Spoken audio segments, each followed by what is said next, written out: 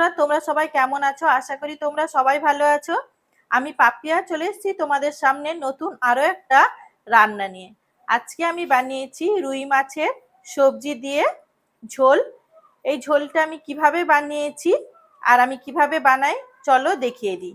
তার আগে জানিয়ে দিই, আমার চ্যানেলে যারা নতুন বন্ধু আছেন, যারা এখনো আমার চ্যানেলটিকে সাবস্ক্রাইব করেননি, তাদের কাছে অনুরোধ রইল আমার চ্যানেলটিকে সাবস্ক্রাইব করে পাশে থাকা বেল আইকনটি প্রেস করে দেবেন। এতে করে আমি কোনো নতুন রান্নার রেসিপি দেওয়ার সাথে সাথে আপনাদের কাছে নোটিফিকেশন চলে যাবে। চলুন রান্নাটা কি করেছি, কিভাবে করেছি দেখিয়ে দিই। ঝোলটা রান্না করব আমি রুই মাছ দিয়ে, তাই এখানটায় নিয়ে নিয়েছি রুই মাছ। মাছের মধ্যে লবণ আর হলুদ মাখিয়ে রেখেছি। যেহেতু রুই মাছটা আমি সবজি দিয়ে করব, তাই কয়েকটা সবজি নিয়েছি গাজর, আলু, পেঁপে, ওলকপি আর নিয়েছি ফুলকপি। ঝোলটা রান্না করার জন্য আমি এখানটা কয়েকটা মশলা নিয়েছি। পেঁয়াজ 3টে, আদা, টমেটো, ধনে গুঁড়ো, জিরে গুঁড়ো, আর এখানটায় লঙ্কার গুঁড়ো, হলুদ, এখানটায় হচ্ছে গোটা জিরে, চিনি আর এর লবণ।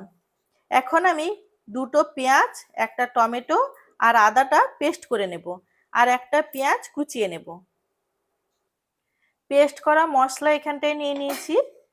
এখন একটা কড়াই বসিয়ে দিয়েছি, কড়াইটা গরম হয়ে গেছে। এখন ওর মধ্যে দিয়ে দেব সর্ষের তেল।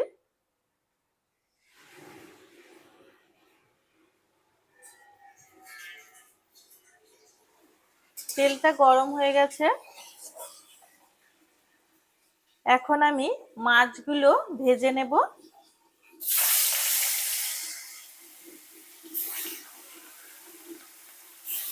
এইভাবে প্রত্যেকটা মাছ আমি ভেজে নেব। এখন মাছটা ভাজতে যতক্ষণ টাইম লাগছে, ওর মধ্যে আমি মশলার এই যে পেস্টটা, ওর মধ্যে কিছু মশলা অ্যাড করব। দিয়ে দেব পরিমাণ মতো লবণ, হলুদ, লঙ্কার গুঁড়ো, ধনে গুঁড়ো। এখন এটা ভালো করে মিশিয়ে নেব।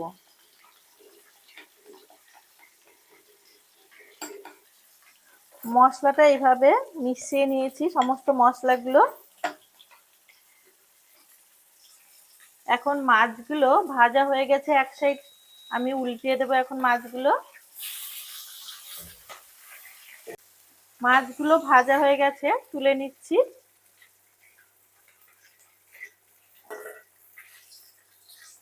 মাছটা ভেজে তুলে নেওয়ার পর মাছের ওই তেলের মধ্যে আমি দিয়ে দিচ্ছি আরো একটু সর্ষের তেল। তেলটা গরম হয়ে গেছে, এখন ওই তেলের মধ্যে আমি সবজিগুলো ভেজে নেব। সব সবজিগুলো একসাথেই ভেজে নেব।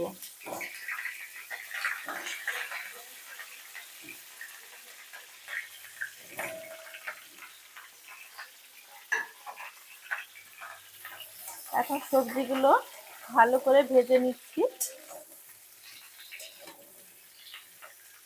সবজিগুলো ভাজা হয়ে গেছে, এখন ওর মধ্যে দিয়ে দিচ্ছি জল।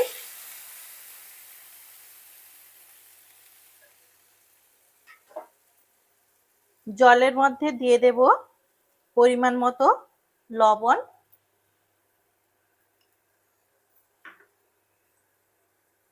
আর দিয়ে দেব হলুদ।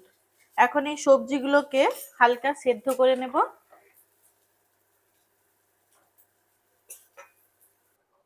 সবজিগুলো অনেকটাই সেদ্ধ হয়ে গেছে, মানে হাফ সেদ্ধ হয়ে গেছে। এখন এটা সবজিগুলো তুলে জলটা ফেলে দেব। সবজিটা তুলে নিয়েছি, কড়াইটা আবার বসিয়ে দিয়েছিলাম, কড়াইটা গরম হয়ে গেছে। এখন কড়াইয়ের মধ্যে দিয়ে দিচ্ছি সর্ষের তেল। তেলটা গরম হয়ে গেছে, ওর মধ্যে দিয়ে দিচ্ছি গোটা জিরে। গোটা জিরেটা ভাজা হয়ে গেছে, এখন ওর মধ্যে দিয়ে দেব কুচনো পেঁয়াজ। পেঁয়াজটা ভাজা হয়ে গেছে, এখন পেস্ট করা মশলার মধ্যে যে সমস্ত মশলাটা মিশিয়ে রেখেছিলাম, এখন ওটা দিয়ে দিলাম।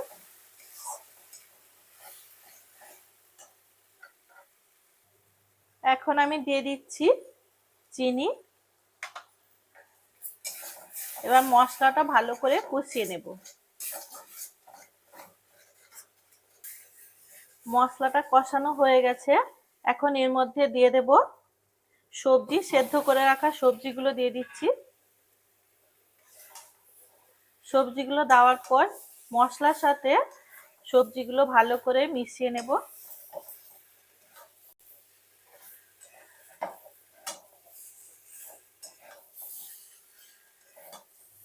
যেহেতু আমি এখানটায় কম তেল ইউজ করেছি, সেই জন্য মশলাটা বেশিক্ষণ আমি কষাবো না।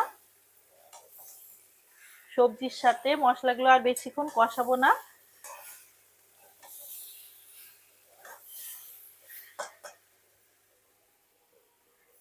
এখন আমি দিয়ে দিচ্ছি জল।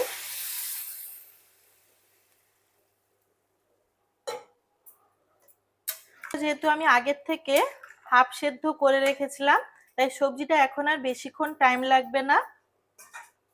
তাই এখন আমি এর মধ্যে দিয়ে দিচ্ছি জিরে গুঁড়ো। জিরে গুঁড়োটা দেওয়ার পর এখন হাই ফ্লেমে এটা ভালো করে ফুটিয়ে নেব।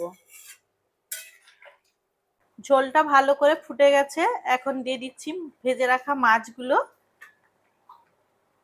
মাছটা দেওয়ার পর আরো কিছুক্ষণের জন্য সবজিটা ভালো করে ফুটিয়ে নেব। মাছটা দেওয়ার পর ঝোলটা ভালো করে ফুটিয়ে নিয়েছি।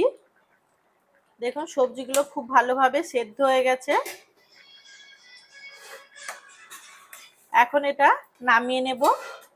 আজকের এই ঝোলের রেসিপিটা যদি আপনাদের ভালো লেগে থাকে, অবশ্যই একটা লাইক করবেন, কমেন্ট করবেন এবং সাবস্ক্রাইব করবেন। দেখা হচ্ছে নতুন কোনো রান্নার সাথে। আজকে এখানেই শেষ করলাম।